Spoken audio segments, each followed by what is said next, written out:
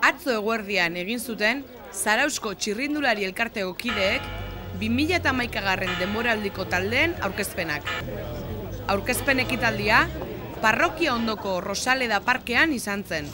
Gaur egin dugu txirrindularitza Zarauztarra txirrindulari elkarteko aurkezpena, ekipo guztiena, herriari, bai alebin, infantil, kadete, junior eta aficionatuak edo sub-23 da eliteko ekipuak.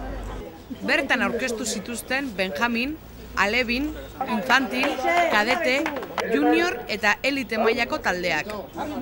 Txikietan esan dezagun, pitin bat eskola kirola da. Eskola bizikletera utzi, ezagutu, mekanikoki ere, bere gorputzare ezagutzen hasi eta noraino iritsi lehiken. Eta, kadete juniorretan, lehen eta biharrengo urteko jendia daukau. Jende horrek batzuak esperientzia dute, bestia kategori saltua izaten dute. Eta, hor nahasketan eko politia izaten da, talde lana ez da gehiagi egiten, norberaren lana izaten da kategori horietan. Eta, esan dezagun, sub-23 eta elite mailan, lana, ekipo lana da, talde lana da, individualki ere bai noski, erosein txirrindulari karreratan ikusten dugun bezala, baina zuzendariari haren ordenak eta haren aginduak jarraitu inber izaten dira, estrategia bat egoten dalako eta lan mota desberdina dalako. Txirrindulari ez gain, bertan izan ziren hauen zenitarteko lagun zein hainbat herritar ere.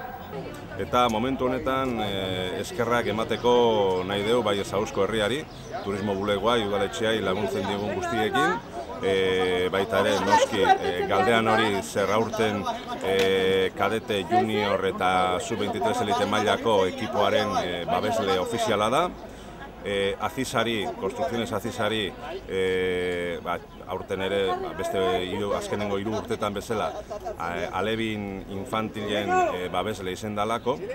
Urtero legez, ekitaldiak sortu zuen ikusmina izugarri izan zen. Aurkezpen ekitaldia borobiltzeko asmoz, Zarauzko txirrindulari elkarteko txirrindulari guztiak elkarrekin, Getariako itzulia egin zuten eguraldia lagun. Ondoren, anaiarteko bazkaria izan zuten itsasmendiko elkartean. Besterik gabe, herriari gure taldiak aurkeztu, eta animatu errepidean bastarretan egon, dauden karrera pila